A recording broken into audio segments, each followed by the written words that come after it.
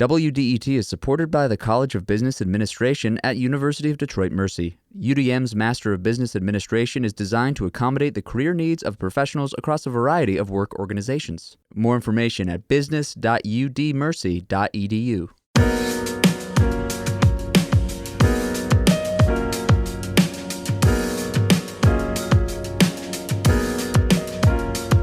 It's the Metro on 1019 WDET. I'm Nick Austin. And I'm Tia Graham. Today on the program, we'll hear a conversation about a competition kind of like Shark Tank taking place here in Detroit. It's celebrating over 10 years of helping small businesses.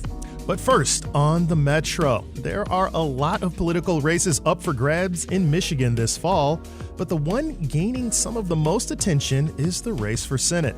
That's because longtime Michigan Senator Debbie Stabenow is planning to retire. It's also because on Friday, former Congressman Peter Meijer withdrew from the race just days after filing enough petition signatures to qualify for the Republican primary ballot.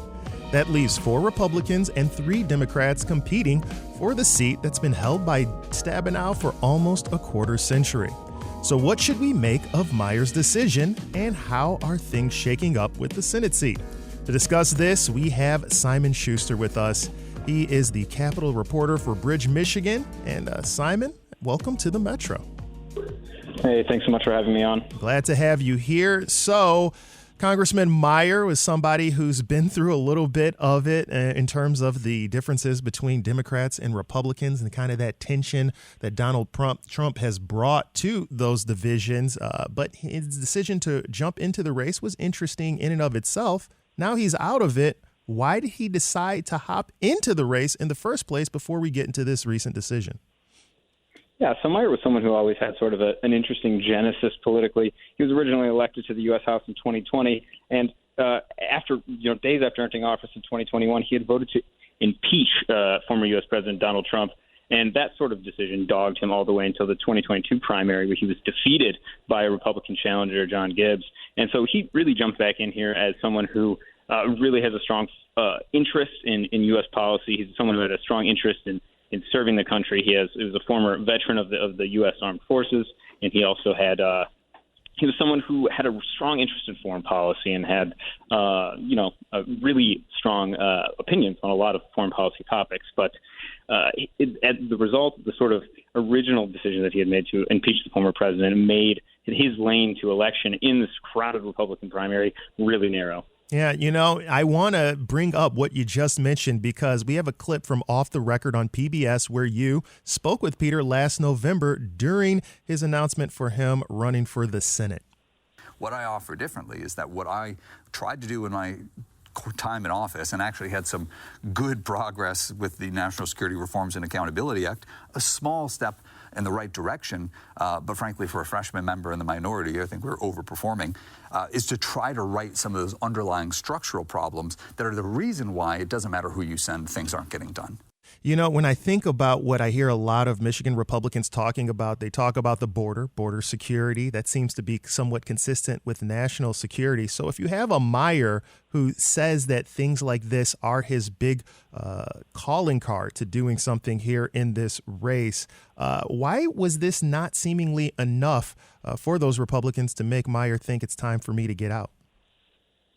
Yeah, and I think when you look at the dichotomy between Republican factions in Michigan right now, when you really have more traditional, perhaps more moderate conservatives, and then the more MAGA-aligned faction that's really behind U.S. President Donald Trump, they have fundamentally different views on foreign policy. I'd say that the sort of more Trumpian faction of Republicans have a more isolationist view, where Peter Meijer had a view on foreign policy that was shared by the front-runner candidate among Republicans right now, Mike Rogers, which is someone who's much more engaged, much more active, and a little bit less isolationist in the way that some Trumpian policy was, where there was less interest in sort of getting engaged in these foreign politics. One of the things that Peter Meijer had really come out strongly against was the withdrawal from Afghanistan. If you recall, he sort of went to Afghanistan during the withdrawal without the blessing of the State Department to see how things were going for himself.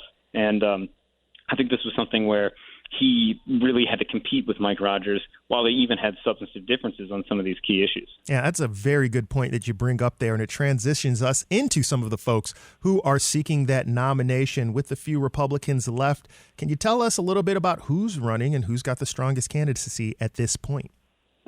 Yeah, I think that this is still a really crowded field, even when you look at some of these withdrawn members. Former U.S. Representative Justin Amash has also declared, and he's coming out of West Michigan, too, and trying to hope to engage some of these more traditional constitutional conservatives. You have Michael Hoover as well, a businessman, and a physician, Sherry O'Donnell, who's really engaged with Republican grassroots as well. There's even businessman Sandy Pensler, who has a net worth in the tens of millions of dollars, looking to self-fund a campaign. But really, the front runner at the moment is another former U.S. Rep, Mike Rogers, who left Congress in 2014 and is now looking to make a re-entry into public service in 2024. He's someone who he headed the committee of the House Intelligence Committee in Congress and had wielded considerable influence at that time. But again, he's someone who, while he's achieved Trump's endorsement, he's also a little bit out of step, I think, where the views of some other Republicans are on foreign policy. And so it's going to be interesting to see that divide. Is there anything, or what are the major points that you see that are those distinctions? You talk a little bit about foreign policy, Mike Rogers maybe being someone who might be more hawkish versus someone who's more isolationist like Donald Trump. Are there any other areas of daylight between him and Rogers that you're paying attention to? Yeah, well, I think that, this is one example of policy where there's significant difference between these candidates. I don't think that this is necessarily a topic area you're going to hear a whole lot about on the campaign trail. I think that there's going to be a much stronger influence on perceptions of the economy and the poor performance of it, even if the data may say otherwise on how the economy is performing broadly. On the other side, I think, immigration is going to be something that's going to be heavily featured in this, as we've already seen in Michigan in this campaign. And so I think that this is something where while former President Trump has already made a commitment, he's made an endorsement in this race, it's something where I think still people are going to be trying to get that base of the electorate behind them, regardless of his endorsement. Yeah, and we're speaking again with Simon Schuster, Capitol reporter for Bridge, Michigan. You mentioned that there are three people folks are looking at on the Democratic side of the ticket. Right now, I think many say Congresswoman Elissa Slotkin, to this point, is the strongest candidate. But how would you assess it and differentiate between the folks who are still out there? Yeah, well, she certainly has a robust fundraising operation and a lot of money behind her, and she also has a lot of establishment support within the Democratic Party. I think that there's still room for there to be a serious competition with her and also the other candidates, including Nasser Beydoun and Hill Harper. I think if we go back again for a moment to these foreign policy issues, Arab American voters in Michigan are really incensed over this administration's stance on Israel and the conflict in Gaza. And so Nasser Beydoun, as a businessman, someone with deep roots in the Arab American community in Michigan, it's somewhere where he can really sort of exploit some of the vulnerabilities that Slotkin has. And Hill Harper as well is someone who's, spent some time in Detroit. He owns a house there, he owns businesses in Detroit, and he can activate black voters in that community. But again, it's a question of having the money to get your message out there and showing that, to folks that wield political influence in these communities, that you can present a serious competition. Yeah, Nasser Beydoun, someone folks around here know for sure. Hill Harper, known more for acting, of course, making his residence here, also throwing his hat into the ring there. But as we get into this Senate race, again, primaries in August, generals in November, what most interests you as someone who's been looking at this, and what are you watching out for ahead of these votes coming up in the fall? Yeah, I think that the August primaries are going to really show the amount of fracture there is in the Democratic coalition. I think one of the things that's well understood is that Donald Trump, he has a base of voters. We know that he's going to maintain that support no matter what happens in November. But Democrats, I think it's pretty broadly agreed that victory for them is going to rest for them on the extent to which they can maintain the coalition that really brought Joe Biden to his narrow victory here in 2020. He has to bring back some voters who might be, wavering on support for him a little bit, especially in Michigan's Hispanic communities, American communities, black communities, and even in some of these suburban communities where you have a lot of moderate and conservative voters who soured on Trump, but might be looking back at his time as president with perhaps rose-colored glasses. And so whether or not Biden, as we move towards November, with all the money that he has in his campaign coffers, can sort of bring back that message and remind folks why they voted for him in the first place, whether that can happen or not is of great interest to me. Simon Schuster, Capitol reporter for Bridge, Michigan. Thanks so much for joining us on the Metro. Hey, thanks so much for having me on.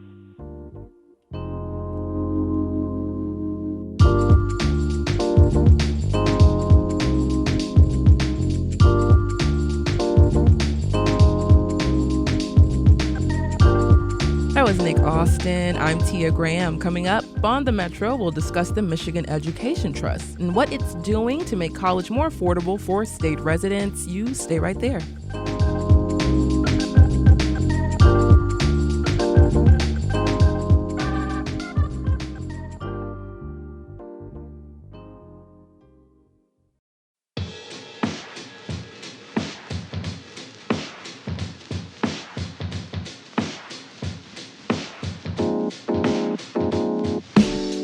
It's the Metro on 1019 WDET. I'm Nick Austin. And I'm Tia Graham. Now, we're getting toward the end of the school year. We can feel it as we walk through the streets around this Wayne State campus. And that means many high school sophomores and juniors are preparing to apply for college. But college is not cheap these days. The Michigan Education Trust is a state-operated prepaid tuition program designed to help Michigan residents save for future college expenses at today's prices. The program aims to help families save thousands of dollars on tuition to ensure their children have access to valuable educational opportunities after high school.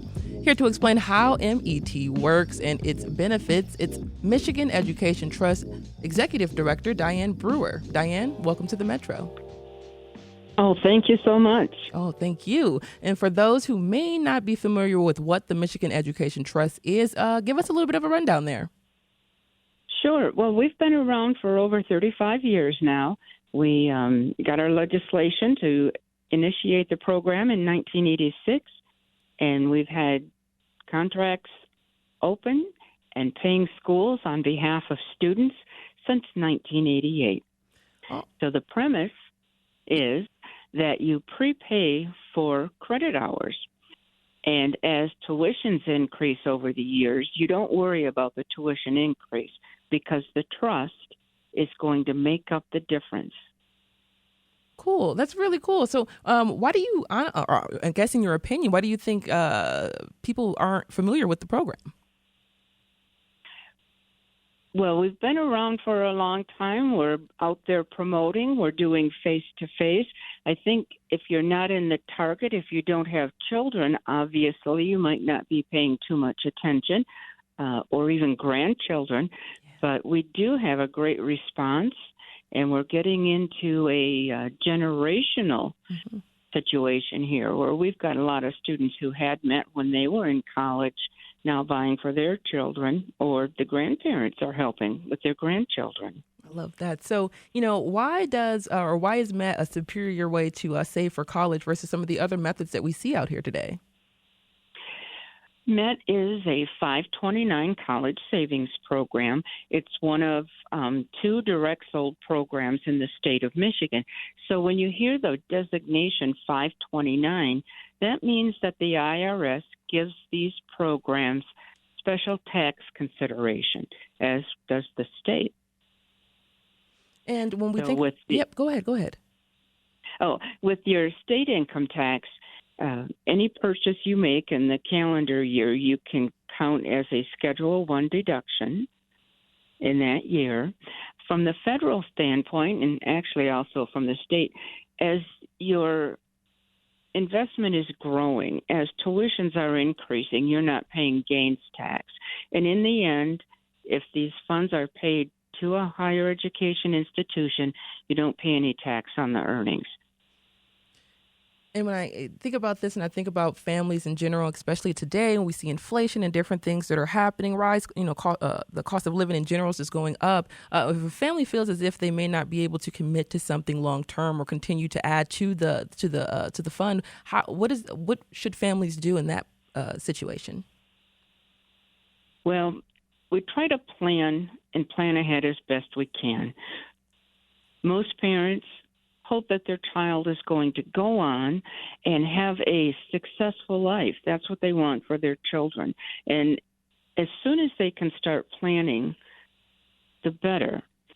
So we're trying to help with the three different plan options, 3 different payment options, so that when a family is ready to commit to education, they've got ways that they can be helped. And the same thing, kind of going along with that theme there, it's just what if a family's financial situation changes once again and they need to use that money in a pinch or an emergency? Can they go in there to use the money if they need to? And how does that work to replenish it? Yeah, MET is a trust, and it's true to its name. So until the beneficiary is 18 years old, the funds stay here with MET so that child can then go to school. So a lot of people like the discipline that involves, because they're not going to look at MET as their first choice in an emergency, because the long-range goal is to get that child established and into a successful life. And, what happens if someone does save through the MET, but my kid gets a full ride to scholarship? What happens to the money then? Yeah, these are refundable, and there's a couple situations, scholarship being the best of them. So they are refundable with earnings, and that earnings is tied into tuition inflation, but these are also transferable. So if the oldest child had MET and didn't need it, it could be transferred down to an immediate family member to use. So all, MET contracts are refundable and or transferable. And that even extends to, let's say the child doesn't go to college. They just decide that they have another option or they're not interested. Those are refundable. So, Diane, for someone listening right now, I loved how you threw in the grandparents as well. So for the grandparents and parents or even aunt and uncles or any type of caretaker or guardian interested in enrolling their young one, what should they do next? There's several ways to go about it. Most people want to know. They want to go a little bit more, do a deeper dive into it. But most contracts are purchased online. We do webinars on a regular basis, monthly. We have staff. We're here in Lansing, but we do outreach all over the state. But we can schedule one-on-one appointments. We can list community events where we'll be out to talk with people. So you do have the ability to meet with a person and ultimately then go online and enter into the agreement. Diane Brewer is the Executive Director of the Michigan Education Trust. Thank you so much for filling us in, letting people know about it, who didn't know about it, and giving people a little push there. Thanks for joining us on the Metro. Well, thank you for the opportunity. We appreciate it.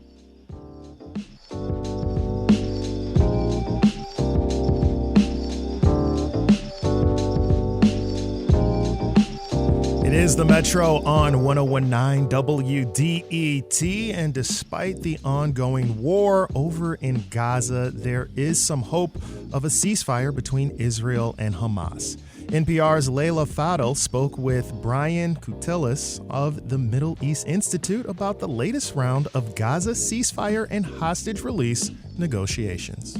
It's been 5 months since the last ceasefire, and these talks have been on again, off again. And essentially, the reason why this is so tough is it's not just about negotiating the fate of a few hundred people, the 100 or so hostages held by Hamas in Gaza, and the expected hundreds of Palestinian prisoners that would be released. It's really negotiating about a possible pathway to end this war, to end the conflict. And that's why it makes it so complicated, because the two main parties to this war, Hamas and Israel, all have their own competing visions of how this might end, and they have different demands that they throw into the negotiations over all of this.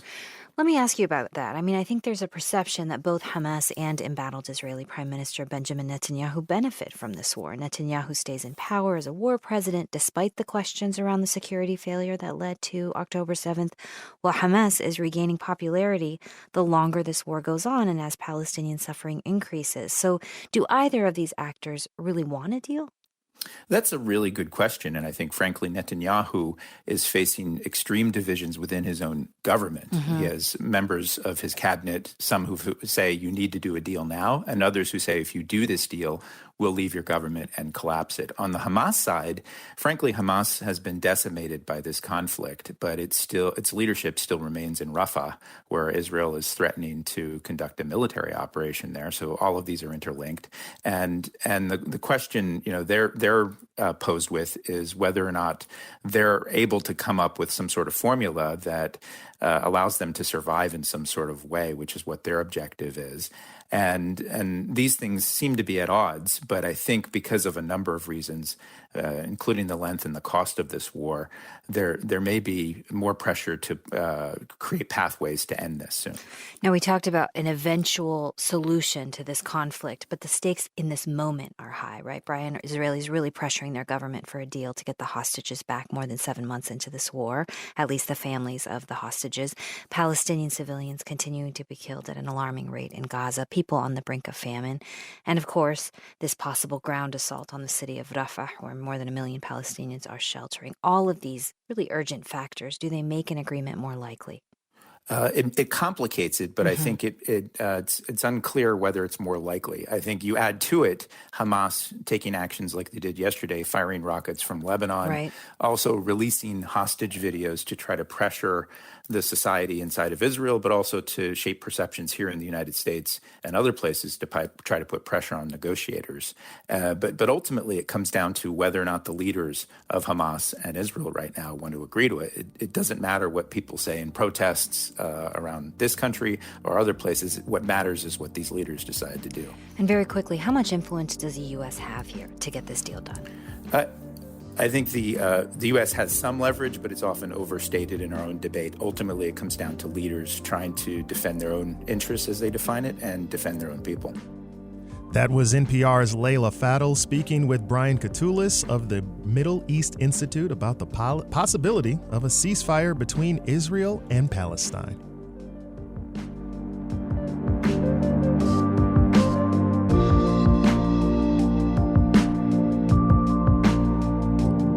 This is The Metro.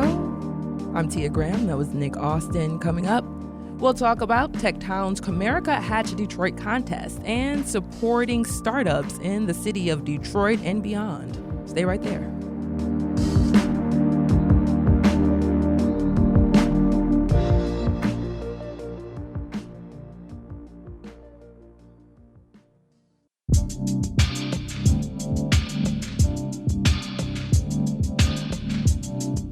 It's the Metro on 101.9 WDET. I'm Nick Austin. And I'm Tia Graham.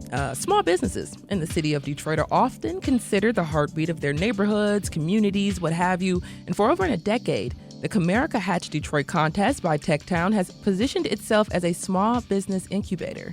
This year, a grand prize winner of $100,000 will receive the funds to support opening a brick-and-mortar location. The final 4 competing businesses will proceed to the Hatch-Off on May 9th and pitch their startups. It's the competition portion, kind of like Shark Tank, the TV show. Startups in Detroit, Hamtramck, or Highland Park qualify for the competition. And a few well-known past winners include 27th Letter Books on the edge of Corktown in southwest Detroit, Baobab Fair in New Center, and Little Liberia, which is also opening a location in New Center. To talk more about the contest is Christianne Malone. Malone is the TechTown Assistant Vice President for Economic Development and Chief Program Officer. Christianne, thanks so much for joining us on the Metro. Thank you so much for having me. So I know that you're a native Detroiter. What part did you grow up on? So I grew up on the east side, but I have progressively moved west as I've gotten older, but now I reside in Rosedale Park. All right. So, I'm a West Sider as well, so shout out to that. But you're relatively new in this position that you have right now. So why is it so important Hatch Detroit maintains this pipeline and resource? Absolutely. I mean, being here at TechTown, Hatch Detroit has found a natural place that allows it to continue on and really grow.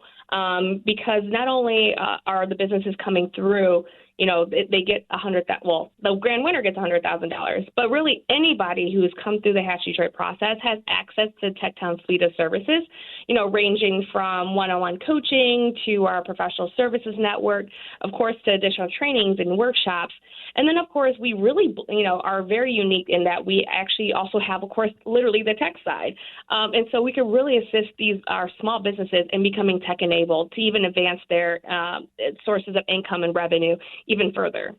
And, it's so interesting. We yesterday we had a conversation on the show with Black Tech Saturdays, actually. Yeah, and Diane and Alexa. Love them. Yes, community. I love that. So it's community that's building up here. I love to see it. And I think about that program and that nonprofit, and I also think about the work that you all are doing right now. In what ways do you all see technology, especially helping facilitate startups to grow to larger businesses with a limited amount of people, actually?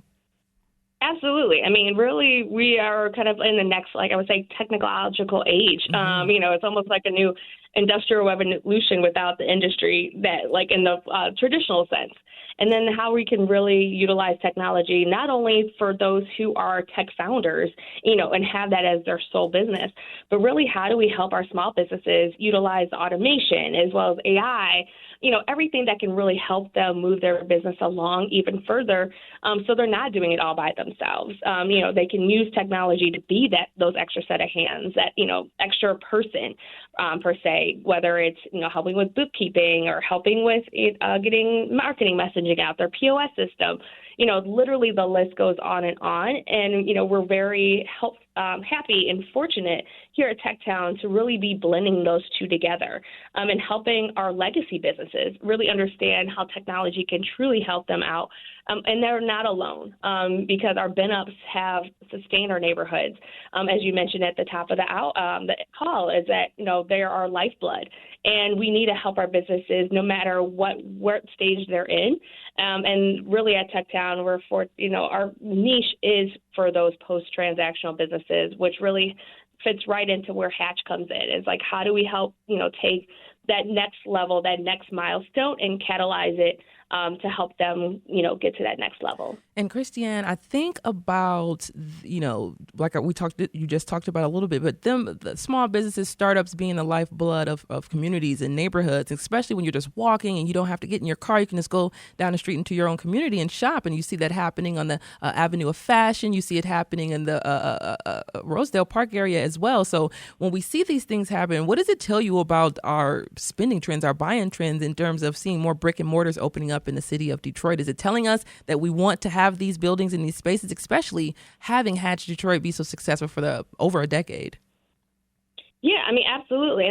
Everything is definitely cyclical, and it's one thing that Detroit has been rebuilding for such a long time, and really providing additional avenues for people to open up brick and mortar. And so it's not landlords sitting on properties and hoping for whatever next big franchise to come in there, but it's truly helping communities understand that in order to have a thriving community, and where all ships rise with the tides, we have to have our building owners, whether it's city-owned or not city-owned, see that our small business community is a way to help those communities become more vibrant, as well as be that destination that they all seek out. And so the destination building doesn't come from big box stores. It truly comes from small businesses, and our small businesses, really create that sense of community and really create that attraction. We saw it even though our neighborhoods are one thing, it was definitely shown during the NFL draft that just happened this past weekend, that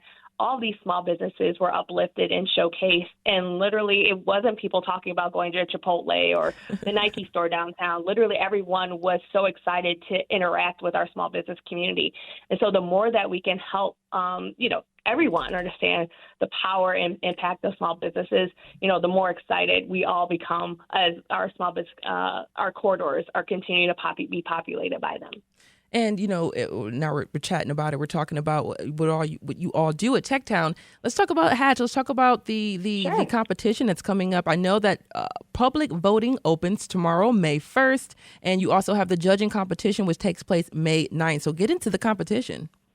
Yeah, actually, absolutely. So this is so exciting. We kicked off Hatch, our Comerica Detroit Hatch Contest 2024 on January 3rd. And we closed applications in February with over 240 people who completed the application. The rigorous judging, we narrowed that down to 25, then 10, and now we're at our top 4. And so the top 4 were actually selected by community. And so it was all a public voting round. And so now we're entering the public voting round part 2. And it all culminates, as you said, on May 9th for our Hatch Off, which has our judges, as well as it does also still have a public voting element. But it's amazing because, that winner comes out with that $100,000. But we're so excited because, throughout this process, our top 10, who are also Hatch alum, and then our top 4 within that 10, they are receiving support and, publicity, because, as you may see on our stats, if anyone goes to hatchdetroit.com, they'll see that there's over 50 Hatch alum who have are opening brick and mortars.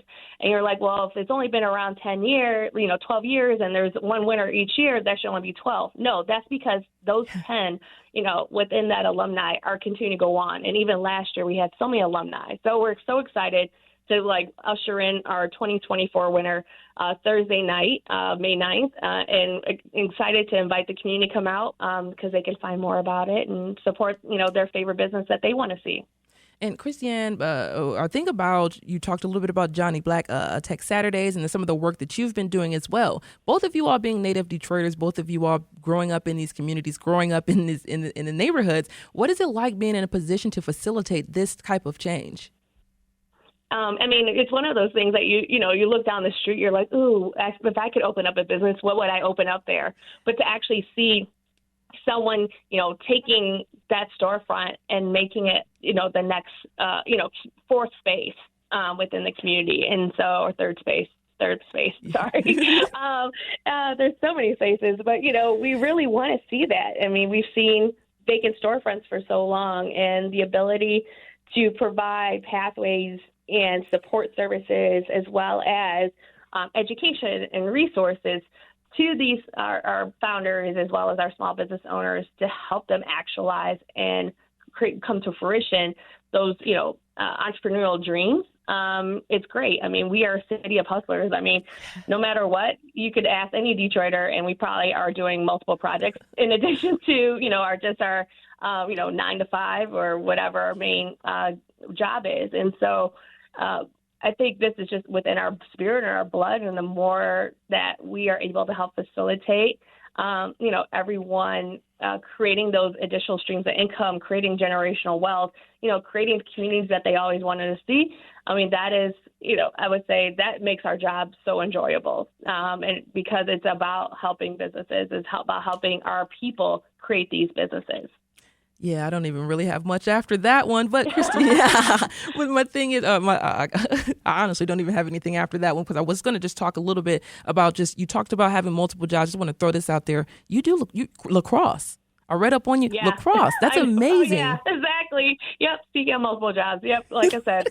So, yeah, I've been growing up on the east side, even though I lived in the city, I went to school in the suburb, and so learned lacrosse going to school, and it became a sport I loved. It's a Native American sport. It's like a healing game. And, there's so much history in the game that are really connected with me, and it's a beautiful game. People might think of the men's game because it's very, a little bit more aggressive than the women's, but the women's game is definitely, I would say, a very beautiful sport that if anyone's a basketball player, a soccer player, whatever, or doesn't even have to be an athlete, it incorporates, I would say, all the best of skills from other sports and meshes them all together. And so, yeah, I started a nonprofit, Detroit United Lacrosse, to continue to help other brown and black kids, and especially kids in the city, see this as also an opportunity for them, that it's not just restricted to those that, don't live where they live or look what they look like. Christianne Malone. We're going to get into the lacrosse conversation at a later date because I really want to hear all about absolutely. That. Happy to. Yes, but Christianne Malone is the Vice President for Economic Development and Chief Program Officer for TechTown Detroit. Thank you so much for sharing that with us, and we will talk with you soon. Thank you so much. The Hatch-Off takes place on Thursday, May 9th at 6 p.m. at the Wayne State University Industry Innovation Center in Detroit. Public voting opens tomorrow. The winner will be chosen with a combination of judges' votes and public votes.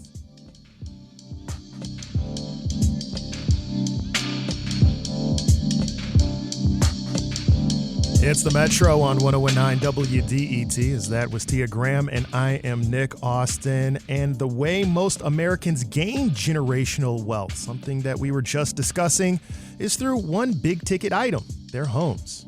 The American dream mostly still rests on people purchasing a home and watching that house appreciate in value over time. For many Detroiters and those in the metro area, that dream came to a halt during the Great Recession when the housing bubble burst. That disruption later helped create the need for Detroit to file for bankruptcy. But over the past few years, home values have been rebounding. According to a new University of Michigan Poverty Solutions report, in the years since the bankruptcy, home values increased by $3.9 billion. Black homeowners specifically saw their housing wealth increase by $2.8 billion. To discuss this report, we have one of its authors with us. Professor Jeffrey Mornoff is the Associate Dean of Research and Policy Engagement at the University of Michigan's Public Policy School and a professor of public policy and sociology. Professor Mornoff, welcome to the Metro.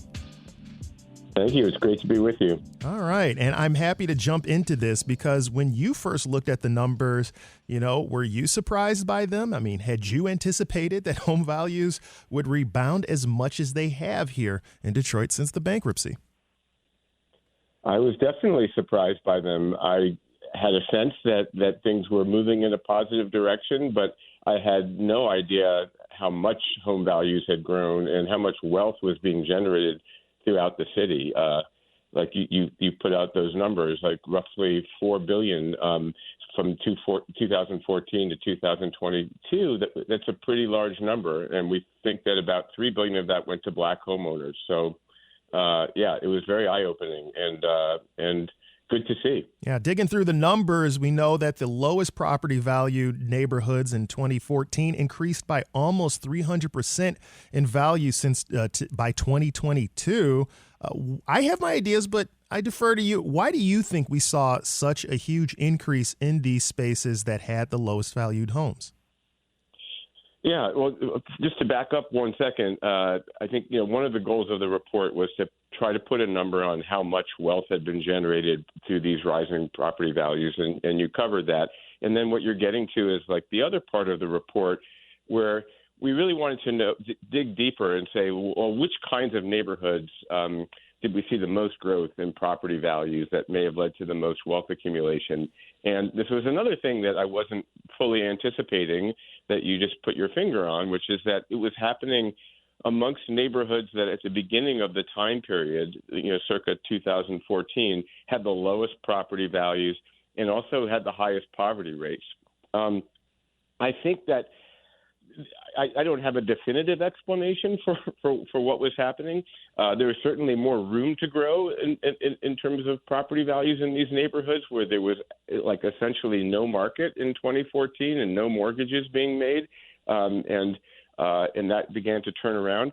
But I think that a large amount of the credit has to go to the efforts that have been made to remediate blight in those areas, to improve the quality of life and the quality of the built environment in these areas, to make them more hospitable and inhabitable and attractive to homeowners, and also to improve safety. These are not metrics that we track directly in the report, but I think you asked, what do I think is going on? And I think that those are some of the explanations. I mean, the number of abandoned and blighted homes that have been demolished in the city alone, many of which were probably taking place in some of these neighborhoods that you talked about, is just astounding. And that other studies have shown that kind of targeted demolition can lead to increased property values for the homeowners who are still there. Yeah, which is something that I think we're all looking at, hopefully getting those knock-on effects of having higher property values for these homes. And we also touched on the fact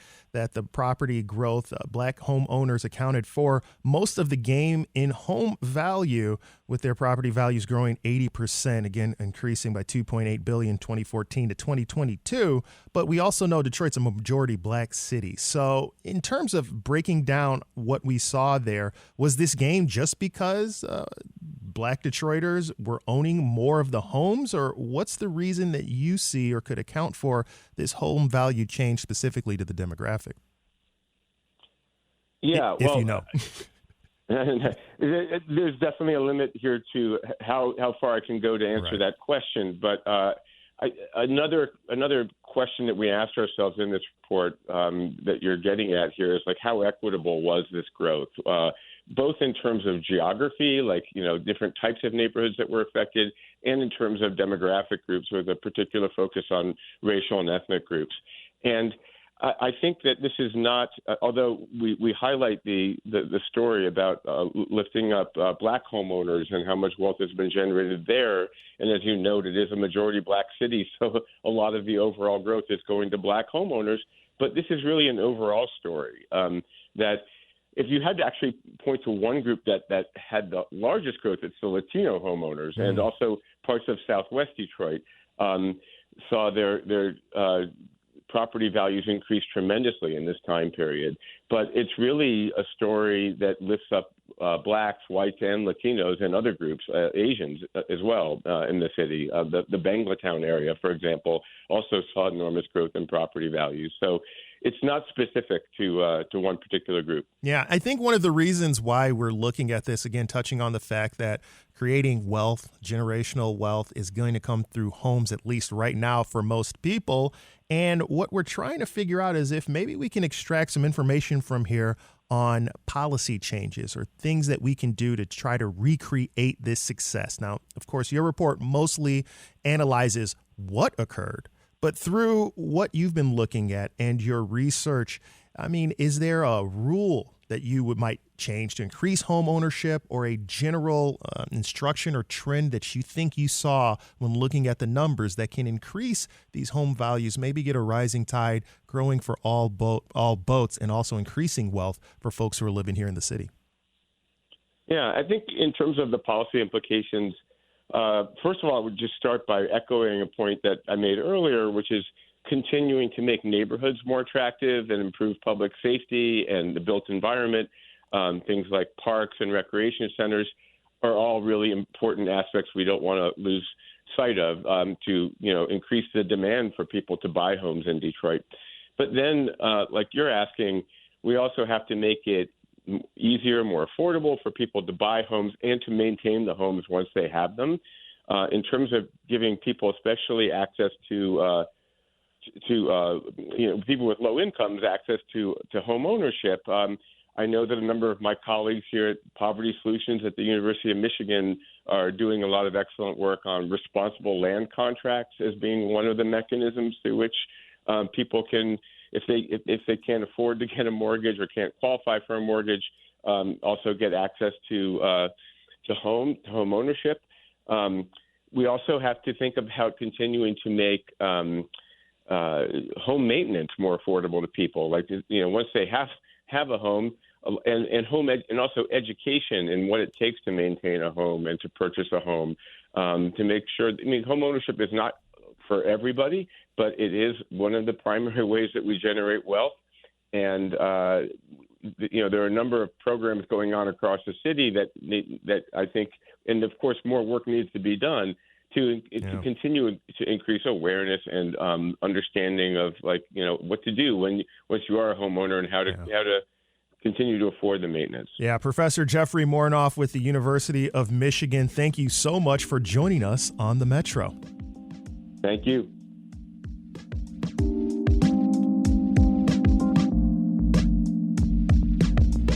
This is the Metro on 101.9 WDET-FM. That was Nick Austin. I'm Tia Graham. And coming up, we'll talk about the tension between Michigan's climate goals and the state's expanded use of natural gas. Stay right there.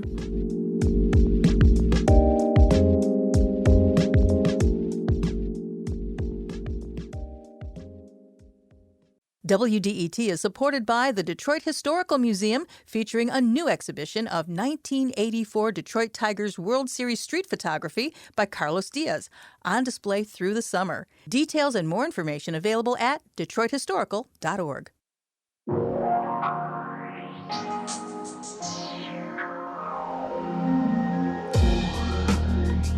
It's the Metro on 1019 WDET. I'm Nick Austin. And I'm Tia Graham. As part of its climate goals, the state of Michigan wants to reach zero greenhouse gas emissions by 2050. But even as this is happening, Michigan is growing its natural gas infrastructure. Climate reporter Izzy Ross investigated the ways a new natural gas project in northern Michigan fits into the debate. It's a wet and windy Friday, not ideal for a groundbreaking ceremony. But Buckley Mayor Takis Pfeiffer is all smiles. How big of a deal is natural gas? It's huge. DTE is planning to lay down 20 miles of pipeline to get natural gas to residents and businesses around Mesick and Buckley. Pfeiffer worked as an analyst for DTE for a couple years. He says most people in the area heat their homes with propane or wood stoves. And giving them another choice, he says, just makes sense. Basically, it came to us saying, hey, if you want this as an option, it's available. One of the big draws is cost. DTE says the project will cut heating bills. That, plus a short payback period for customers, made the decision to pursue the project easy, Pfeiffer says. Propane was good, but natural gas is so much cheaper that's why it becomes really the front runner. Natural gas is the state's biggest source of electricity, and it's the primary heat source for more than 3/4 of Michigan households. So as the state tries to transition away from fossil fuels, where do projects like this fit in? Well, we call it methane gas or fossil gas because it is a fossil fuel. James Geniak manages policy in the Midwest for the Union of Concerned Scientists. That group promotes science-based policy solutions and has long been a voice for fighting climate change. Natural gas is mostly methane, and methane is extremely potent. It's much more efficient at trapping heat in the atmosphere than carbon dioxide. Geniak says burning natural gas generally produces slightly fewer emissions than propane and is better than wood. But he says we should consider the total footprint. There's also leakage from the gas production and transportation system from where it's extracted and then moved through pipelines. So methane gas is a significant contributor to climate change pollution. Michigan's My Healthy Climate Plan calls for reducing reliance on natural gas. Still, this project in Mesick got millions through a state grant for what it called low-carbon energy infrastructure. Geniak says moving away from coal is vital, but how that happens matters. He says to reduce carbon emissions, the focus should be on electric heating, not natural gas. It's really important to carefully scrutinize any proposed investments in building new gas plants when we have these alternative technologies that we need to really be focused on ramping up as quickly as possible. DTE is making big changes. It's planning to shut down its last coal-powered plant by 2032. Ultimately, the utility is aiming for net zero carbon emissions by 2050, and it's maintained that natural gas is an important part of its transition away from coal. Many proponents call it a bridge fuel between old fuel sources and renewable energy, like solar. What they're calling a bridge fuel, really it's a bridge to nowhere because we are in the midst of a climate crisis. Ashley Rudzinski is the Climate and Environment Program Director with Groundwork Center, a nonprofit in northern Michigan. She says they're disappointed that DTE is continuing to invest in natural gas. It's really important to invest locally and invest in systems that are going to improve our energy security and the reliability of our grid. And for us, that means renewable energy. Do one more. All right, you gotta make that work. Back at the groundbreaking ceremony, politicians, realtors, a school superintendent, contractors all gather under the tent. In the background are huge coils of yellow tubing and excavators. Scotty Kehoe is a regional gas operations director for DTE. Natural gas is one of those ways that we're reducing our carbon footprint. while natural gas might not be a renewable energy source, it is a very clean energy source. He says, yes, it is a bridge between technologies, and he doesn't see it going anywhere anytime soon. I believe that natural gas will always have a place and a responsibility in the foreseeable future in helping us provide that safe, reliable heat source and energy production, while helping us to get to whatever that future technology is that really gets us to our ultimate goals. But for those who want to move away from fossil fuels entirely, that's a worrying thought. That was climate reporter Izzy Ross looking into the ways Michigan is investing in natural gas, while also hoping to reach net zero climate emissions by 2050. That's the Metro for Tuesday, April 30th. You can listen to recent episodes online at WDET.org. This is WDET-FM, Detroit Public Radio, your news connection to your connection to news, music, and conversation.